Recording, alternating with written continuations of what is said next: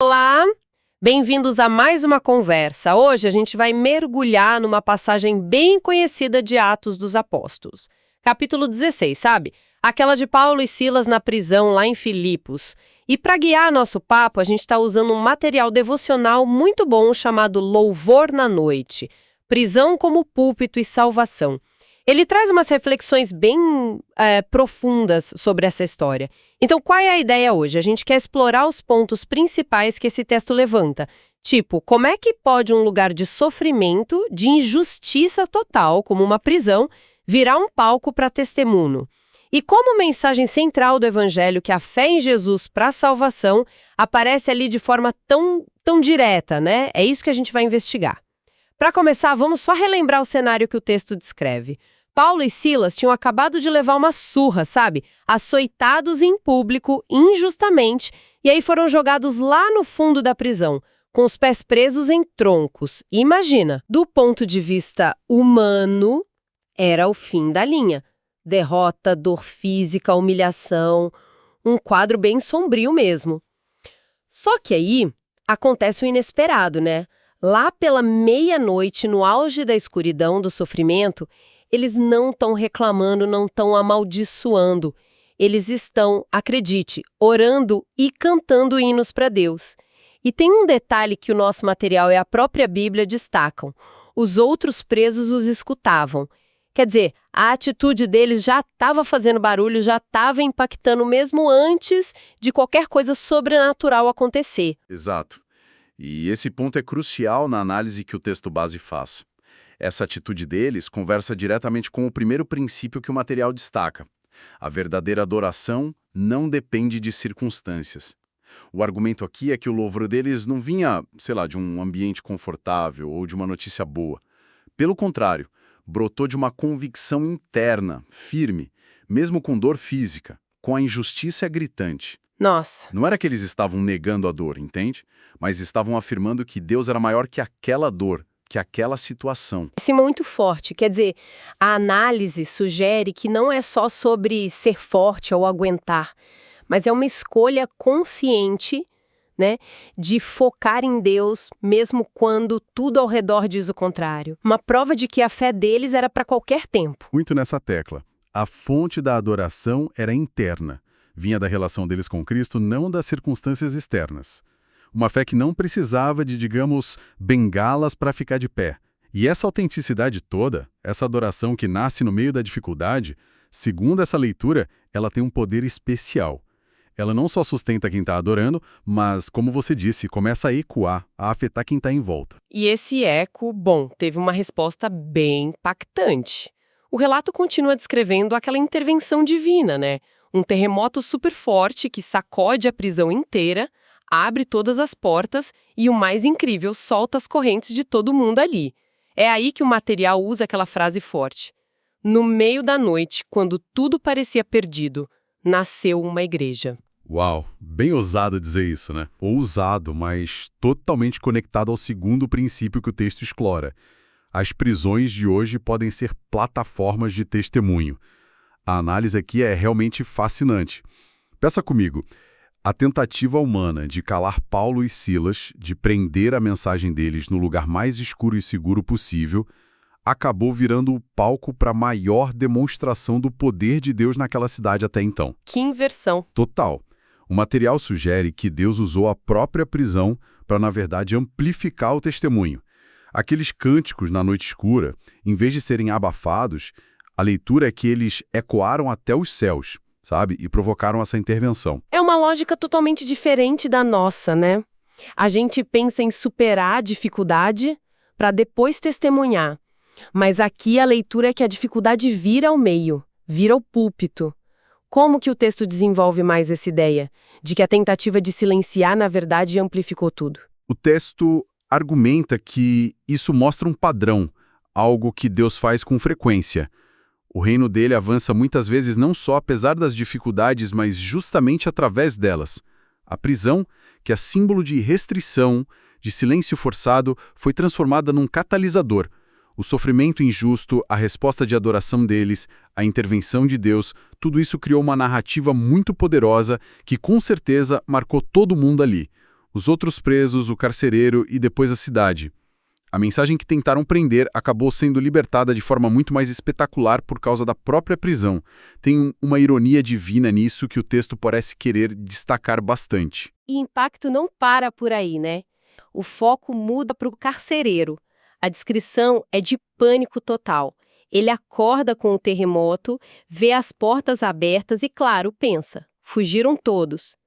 Para um carcereiro romano, isso era sentença de morte por negligência.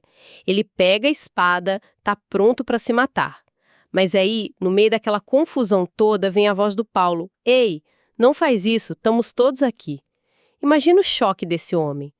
Os prisioneiros dele, livres, mas não fugiram.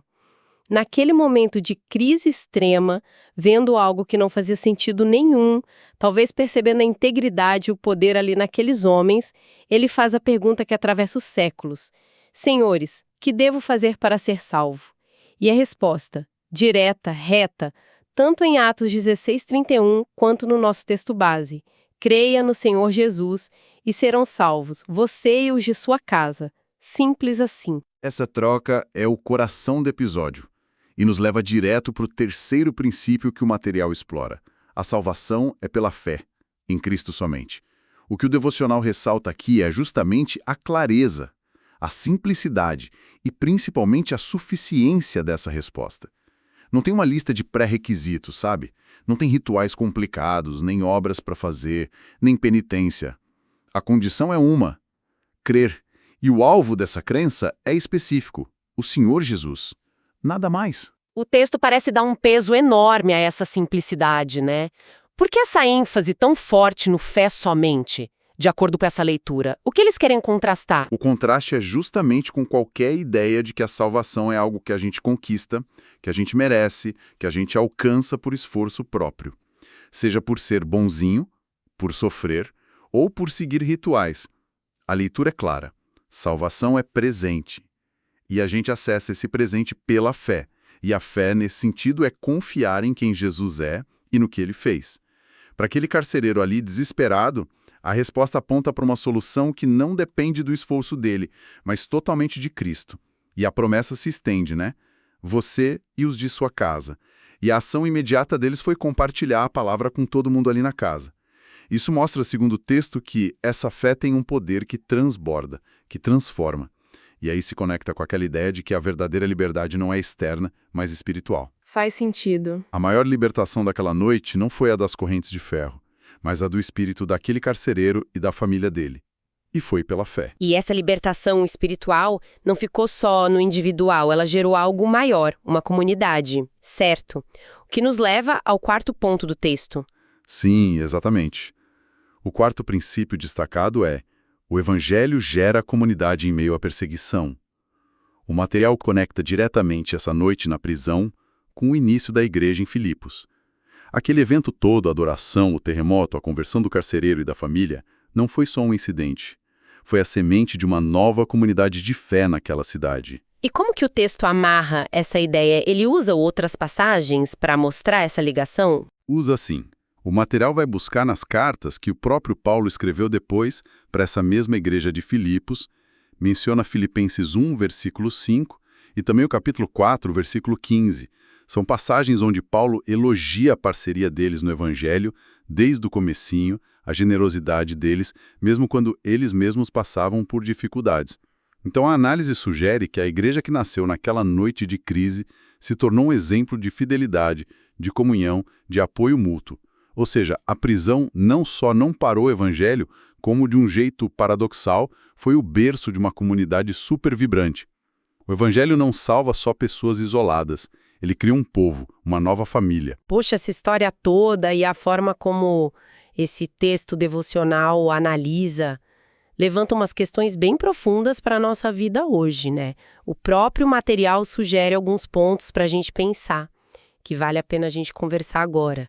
Por exemplo, essa questão do louvor de Paulo e Silas. Como é a nossa adoração no dia a dia? Ela é mais um reflexo do que está acontecendo? Tipo, a gente canta quando está tudo bem e se cala ou reclama na dificuldade? Ou ela vem de uma convicção mais profunda sobre quem Deus é, não importa a situação? O texto nos desafia a olhar para a fonte da nossa adoração. É uma pergunta que incomoda um pouco, né? Mas é super necessária. E se liga direto na primeira aplicação prática que o texto sugere. Cantar na noite escura. A ideia não é fingir que não tem dor, claro que não. Mas é escolher, como Paulo e Silas fizeram, voltar o coração para Deus com oração e louvor apesar da noite escura. E o texto lembra que essa atitude não é só para a gente. Ela pode ser um testemunho muito forte para quem está perto, mesmo que a gente nem perceba. É como transformar a dor em altar, né? Como a análise sugere da prisão virando púlpito. Total sentido. E pensando nas nossas prisões, talvez não literais, mas, sei lá, problemas de saúde, grana, relacionamentos difíceis, situações que limitam a gente. Como a gente costuma encarar isso? O texto nos confronta. A gente só vê beco sem saída, motivo para desistir, ou a gente consegue, olhando para essa história de Filipos, enxergar a possibilidade de que até nessas prisões pessoais pode haver uma chance para a fé se mostrar de verdade e, quem sabe, tocar outras pessoas. Essa é a essência daquele segundo princípio, prisões como plataformas, trazido para a nossa realidade. A nossa tendência natural é ver a dificuldade só como obstáculo, né? Algo que atrapalha nossos planos, nossa missão. Mas a perspectiva que o texto apresenta é radicalmente oposta. A dificuldade pode ser justamente o palco onde Deus escolhe agir de um jeito surpreendente. E isso se conecta com a segunda aplicação prática sugerida. Confiança no poder da palavra simples. Assim como Paulo e Silas responderam para o carcereiro com a mensagem central, direta, o texto nos encoraja a confiar na força dessa mensagem simples, crer em Jesus para a salvação, sem precisar enfeitar demais ou complicar. A clareza e a convicção ao comunicar essa verdade podem ser transformadoras, como foi para o carcereiro ali na hora da crise. Ele não precisava de filosofia, precisava de esperança clara. E falando no carcereiro, tem a questão da família, né? A promessa foi clara, você e os de sua casa. Como que a nossa fé individualmente pode mesmo transbordar e virar fonte de esperança dentro da nossa casa? Como aquilo que a gente crê e vive pode alcançar os mais próximos, como aconteceu ali? Esse é um ponto muito bonito, de muita esperança, que o texto ressalta. E está ligado àquele quarto princípio, sobre a comunidade. A conversão do carcereiro não foi um evento isolado. Abriu a porta para toda a família dele ouvir e receber a palavra. Isso nos leva à terceira aplicação prática: orar pela salvação de sua casa. O material nos anima a crer que Deus pode sim agir no nosso núcleo familiar, a interceder por quem a gente ama e a viver a nossa fé de um jeito que seja um testemunho para eles. Não que seja garantia automática, claro, mas é uma possibilidade real, baseada em quem Deus é e nesse exemplo bíblico. A fé de um na família pode ser o começo da transformação de muitos. A gente amarrando a nossa conversa, acho que vale a pena a gente lembrar duas frases bem marcantes que esse devocional usa para resumir as ideias. A primeira é: o louvor em meio às correntes é mais poderoso do que o silêncio em liberdade. Isso realmente faz pensar, né? Sobre o tipo de fé que marca o mundo. Uma fé que só aparece quando está tudo bem, talvez não tenha o mesmo peso. E a segunda frase: as prisões não anulam a missão muitas vezes, são o palco onde Deus age de modo mais surpreendente. Essa que desafia totalmente a nossa lógica, né? De que a gente precisa de condição ideal para fazer algo importante. A leitura aqui é que Deus é mestre em usar o improvável, o difícil, o limitado, para mostrar seu poder e fazer o que Ele quer. Sem dúvida. Essas frases pegam bem a essência da análise. E como o material também reforça, a pergunta do carcereiro, que devo fazer para ser salvo, e a resposta de Paulo e Silas, creia no Senhor Jesus, continuam sendo, nessa perspectiva do texto, o diálogo central da fé cristã.